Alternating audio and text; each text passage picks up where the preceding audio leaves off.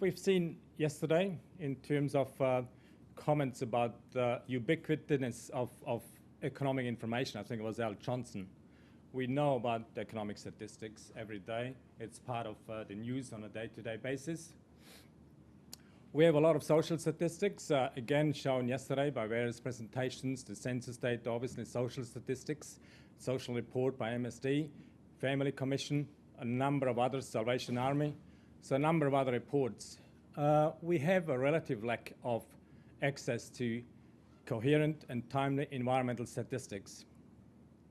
Despite importance to New Zealand, based on our resource-based economy, we need good information for our economy, but also for our people as New Zealanders. Yeah, we like the environment.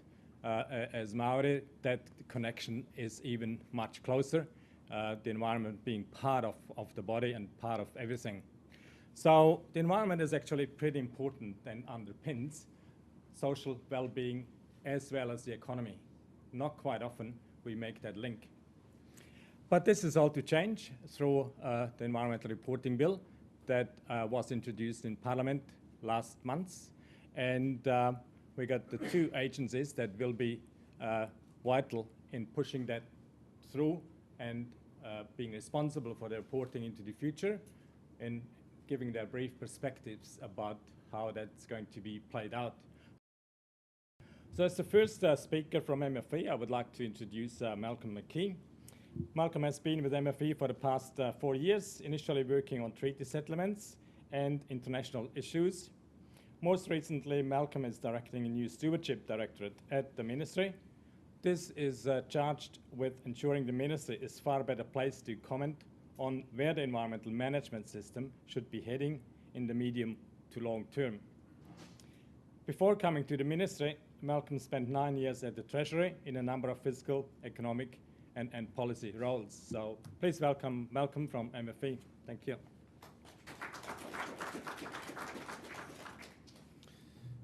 So thank you very much, Beat, for that kind introduction. So yes, as you said, 2 presentations today, but we hope quite well interlinked. So my presentation is going to focus more on this new framework itself and to give you a bit of a concept of it. And then Peter is going to talk more about how the Ministry for the Environment and Statistics New Zealand are working together to make it happen, and some of the issues we're facing along the way, because there certainly are a few. So, look, we're embarking on a new environmental reporting regime here. I think it's extremely exciting. So does our minister, certainly. But why are we doing it? Primarily because the old one was irregular, it wasn't independent, and it was out of step with many other countries. We've discovered that, we're one of the last OECD countries in the world really to have a good, independent, state of the environment reporting regime. More closely to home, though, in our ministry, we predominantly deal with environmental policy issues. Now, if you think about some of the issues that we are grappling with, we work increasingly at that interface between the economy and the environment. So to give you some examples, climate change. If you think about the emissions trading scheme and the way in which that puts a price mechanism to polluters, and therefore there's an economic interface there. More recently, look at the debates around water quality in New Zealand and some of the debates around dairy intensification. So, we hear a lot about the growth in that industry and the benefits that brings us economically from, trade with China, very topical in the last few weeks. But what is the impact on New Zealand's waterways and our land domain because of that? Another example, very topical at the moment, is the offshore drilling. So we're seeing people out there protesting on beaches. They don't want it. Of course, as a society, we want good economic growth. We want to use our natural resources. Again, how do we think about that interface between the economy and the environment? So for us, we need to make sure that we're able to report and so that we get out there a good understanding of the state of the environment, how it's been changing over time, what are the emerging pressures, and what might have caused these. The government sees a huge importance in getting good information out there to inform this public debate. And we see it as a ministry, in addition to that, very important to inform our own policy decisions. If you think about our policy cycle, we need good evidence and data to populate that, and we see this environmental reporting regime as informing that. So we are, by doing this environmental reporting reforms, effectively clarifying reporting roles and responsibilities. We're going to be committing to specific reporting timeframes, so there'll be certainty, and we're certainly broadening the scope of reporting. And my next few slides will go into more detail about how we're doing each of those. First thing to say is that the bill is currently before Select Committee, so in fact if you do want to find out more information, you can certainly go online onto the Beehive website obviously and get the bill itself. But also MFE and Statistics have published a short 23 page framework document that just explains the framework, and that's on the MFE website, so you can get some more information there if you'd like. Before I actually get into the reporting roles, let me just cover for you the broad structure, because I'm going to be continually talking about domains, topics and statistics, and I just want you to try and place in your mind how this works. So we are going to be reporting across domains, so air, land, climate and atmosphere. They are our high-level domain areas. Beneath those are going to be a set of topics that are going to inform what is happening in that domain. Underneath that, a set of statistics to explain the topic. So let me give you a quick worked example. The air domain. A topic under that could be particulate matter. So how much fine dust is there in the air is a particular topic. And a statistic under that is what we call, say, PM10, which is a particular size, a particulate matter that can actually be measured and statistically calculated. So let me just give you that as a broad thing to keep in your mind: domain, topic, and statistic. In terms of the environmental reporting roles, everyone has their roles defined now, or will have it defined in legislation when it's passed. So ministers, well, they obviously, first of all, are going to play an important role in getting the primary legislation into place. And then they will retain a regulation-making power to determine the broad topic areas for each domain. So already I'm getting into this domain topic. Domain titles are set in legislation, and then the topics underneath those will be set through regulations done by the Ministers for the Environment and the Minister for Statistics, having consulted with the government statistician, having consulted with the PCE, which is the Parliamentary Commissioner for the Environment, and the public. So a public airing of regulations. The government statistician has a role legislated in the Act, and her job is to determine the statistics that sit under the topics. The Secretary for the Environment, so currently Paul Reynolds, he has a role with Liz at the moment to draw on the best expertise that each have in their departments to co-produce the reports. So, drawing on our best professional judgments and the production side. And then the Parliamentary Commissioner for the Environment, there's been quite a debate there about the role that this office should play. So for those of you who don't know, the Parliamentary Commissioner for the Environment reports direct to Parliament. So her role, Jan Wright at the moment, so her role is this audit role. So she will, following the reporting, make her own commentary about the reports. It's very much an audit and assurance role. Let me take you through pressure state impacts as well as domain topic statistics. Trust me, this takes a while to get your head around. It's taken me a little while. Again, more information if you want to really dig into it. Pressure state impact. The first thing I'd say here is we haven't completely revolutionised this area. It's actually a methodology that's used across the world, albeit we've refined it for New Zealand's purposes. The easiest way I try and think about this is I start with the middle one. So the state. The reports are going to be talking about what is the state that the domain is in at the moment, and that could be talked about in terms of its physical attributes, its chemical, biological. I'm going to run you through a worked example again at the end to try and paint the picture.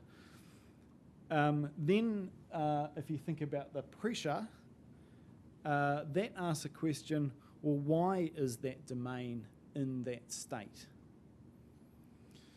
And then if you go to impact, that one says, well, so what? What are the consequences of that?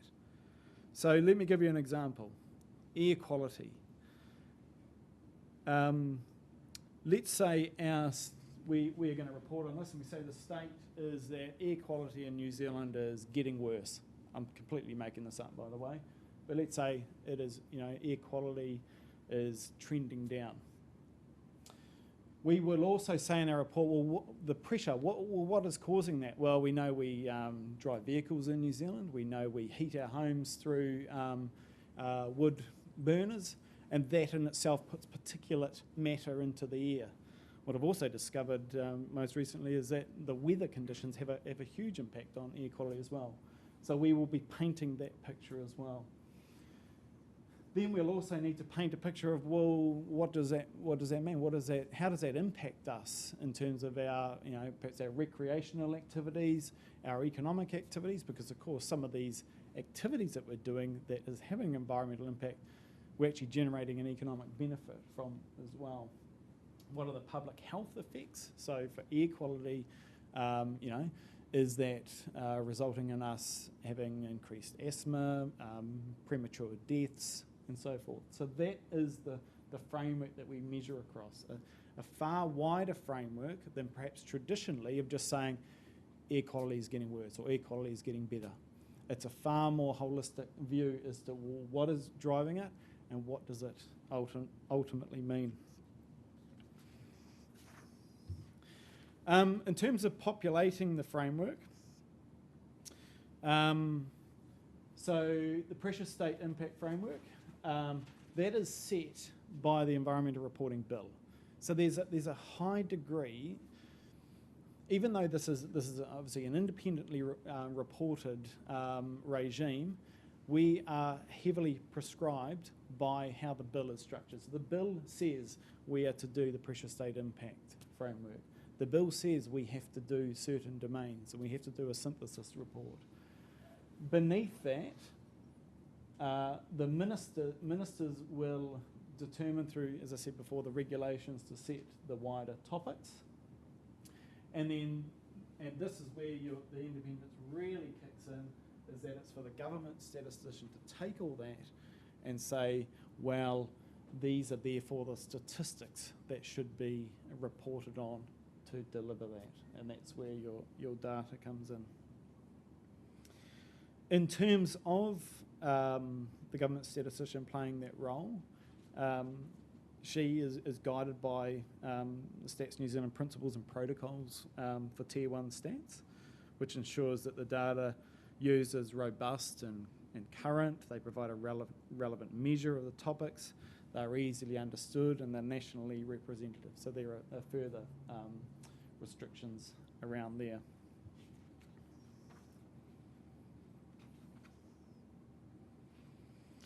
Let me just cover one other point on this slide in terms of the topics.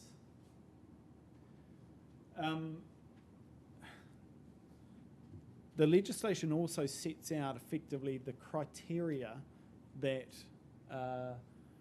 the regulations will need to consider for something to be a topic.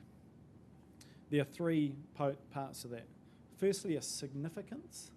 So that's saying that it's desired that the topics are only looking at really the most significant components. We know that in this area, there is a plethora of different things that can impact, but we're particularly looking for the most significant. It has to have a level of statistical rigour. So what we mean there is that it should be quantified using a statistically robust measure. And thirdly, there needs to be a relationship. So there must be an established, demonstrable relationship between the pressure and the impacts and the state. And that is generally drawn on by kind of international best practice and academic work. The environmental reporting framework is not intended to try and put ideas out there and test rigour. It's about taking established relationships and then reporting on it. We know that in some cases, certainly, and Bert mentioned this at the start, that we don't have a perfectly robust set of data out there in New Zealand. So we are going to be starting off our reporting regime in quite a lean way, and knowing that it will become more wholesome over time. One particular example I always draw on there to explain that is river quality in New Zealand. So you may not remember that every so often there's a release from the Ministry of Environment talking about swimmability of rivers, and it always creates quite a flurry in the media. What you may not realise is that that isn't actually a very good nationally representative data set. It's drawn on data that regional councils have monitored, and regional councils tend to monitor problem sites. So we know a lot about some of New Zealand's worst waterways and things, because that's where regional councils have put their effort to monitor. So when you take that to a national level and try and report, we don't get a nice nationally representative reporting regime. So that's one example of where we will over time need to improve. Just had the 2-minute call. So just finally, last slide here, just to show you the environmental reporting timetable itself. So the legislation will set out the 5 domains, the white boxes: land, freshwater, marine, atmosphere and climate, and air, to be reported every 6 months. So, certainty of reporting. And then once every, it's a 2.5-year cycle, and then for the final 6 months in that 3-year cycle is a full synthesis report, so a full kind of state of the environment report that can talk more about the interconnections between each of those domains, because they all interconnect in some way. Final point is that despite the bill not being enacted yet, we are underway. So we are piloting our first air report right at the moment, and that will be released in May of this year. So we are effectively using the framework and the bill as if it was enacted now to get underway, so that we're actually got best practice established before we actually have an act. And then our first synthesis report is due out in the first half of next year. Let me introduce our second speaker from Stats New Zealand, the other partner agency in the process of environmental reporting in the future. Peter Gardiner. He has worked at Stats New Zealand for 6 years, the last 2 overseeing the environmental statistics team. In this time, Stats has completed an environmental domain plan that outlined in some detail sector information needs. The domain plan has led to the foundation for the work that Peter and his team have been doing with MFE in terms of bringing that all together for the future. And the success of this initiative should underpin the closing of some of the current gaps in environmental statistics that I referred to in the introduction as well. Peter has worked in a variety of public sector organizations, including Treasury, some commonality here you discover, Ministry for Agriculture and Department of Labour. Peter, please welcome Peter Gardiner. Thank you, Bet, and it's nice to see so many people here. I'm going to start with a couple of apologies. Bet, firstly, I like to kind of move around with my presentation, so if you do see me wandering around, just kind of shepherd me back towards towards the microphone. As long as we can all hear you. Secondly, I just wanted to apologise to everyone else in the room. I don't have any infographics, there's no tables, there's no charts, and there's no data. I have words, and far too many of them, I think. Because my talk today is a bit about how MFE and Stats New Zealand have worked together in establishing a co-production role around environmental reporting. What I want to talk more about is the legislative environment and how we've given that effect, in particular the role of the government statistician in maintaining independence. I want to talk a bit about how we've put that into practice and some of the challenges and also some of the opportunities that we have to kind of make this work. Now I'm going to start with some of my key messages, and then I'm going to go on and elaborate on them in a bit more detail during the course of the speech. So firstly, why us? Well, the government statistician's independence is well enshrined in legislation, and it's the cornerstone of the Statistics Act. Adopting the Tier 1 principles and protocols in practice is important to make this work, but that's created some should we say, creative tensions. The new legislative framework does put some more expectations on Stats New Zealand, and we're having to find ways of creating solutions, but also maintaining our bottom lines. And in this case, it's making sure that we're upholding the government statistician's independence and upholding the independence of the process that we're trying to put together. But also, I think the Environmental Reporting Bill is a great opportunity for us to think about how we can coordinate the system and the wider information system to better achieve some coherent and more efficient data collection. So just hold on to those key messages, and then I'll elaborate on some of these key points as we go through the presentation. So, one of the key reasons for us being invited to work with MFE on the environmental reporting was that the government statistician's independence is well established. Now, any of you who have had the pleasure of having to read through the Stats Act will know that Section 15 in particular, Part 1, outlines what that government statistician's independence looks like. So it is very much around the sole responsibility for deciding the methods, the procedures, and the extent, form and timing of publication. And Malcolm talked a wee bit about that earlier.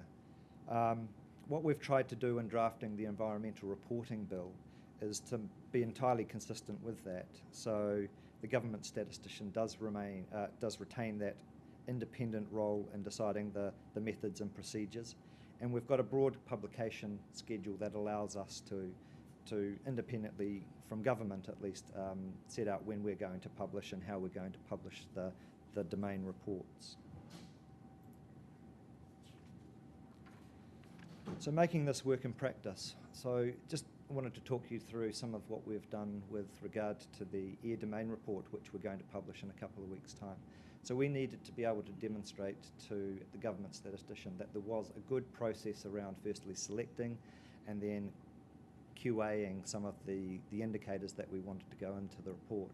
And so MFE and Stats New Zealand have worked quite closely in establishing what we've called technical reference groups or technical advisory groups made up of experts across New Zealand around particularly the air domain, and they've met and reviewed the amount of information that's been available to us to report on, and then we've gone through a quality assessment of those various measures to determine which of those things meet the quality criteria that, again, Malcolm talked about.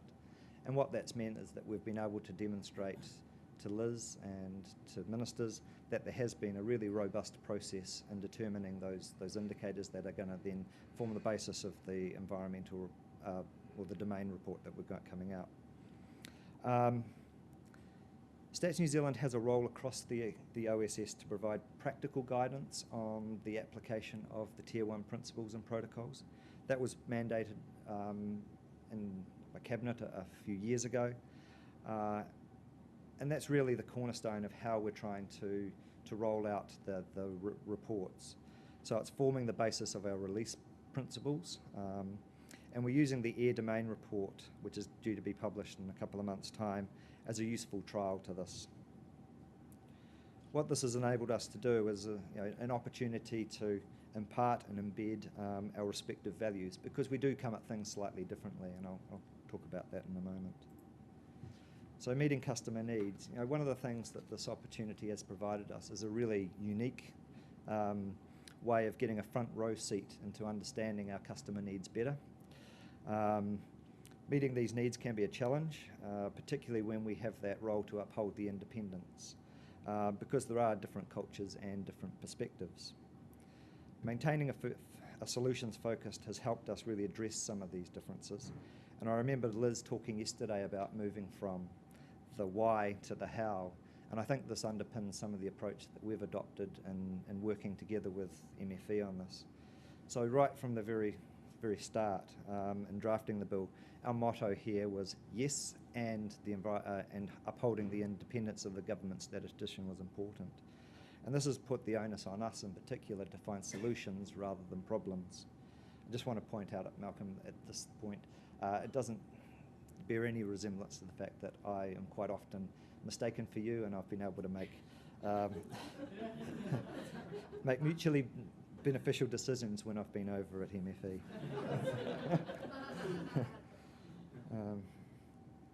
Now, the last thing I wanted to touch on is improving the system's data. So following on from the environmental domain plan that we published middle of last year, which outlined a range of gaps and some of the ways that we've filled some of the gaps within the environmental area, this has provided us with an opportunity or a vehicle to think about how we, and working across the system, the wider system, to close some of those gaps. And Malcolm and I work as part of the Natural Resource Sector Information Workstream that's led by Linz to see where some of those opportunities for collaboration and consolidation might be. So we've got examples with the DOC's natural capital assessment, which is starting up, which is potentially an area where they're going to draw on a lot of the same information that's collected at regional council level. And so there's an opportunity to kind of partner up and think about what the joint information needs are. Looking to use standardised collections and standardised methodologies like geospatial frameworks, for example, and also data reuse for the likes of SEA, or System of Economic and Environmental Accounts, which will then support some of our international reporting. So we see opportunities to consolidate and to coordinate with regional councils, but also partner across CRIs who are responsible for generating some of the information as well. So over time, we do see some potential. It will take time because there are some gaps, and it does take time to develop some of this data for a more coherent and better coverage of environmental data.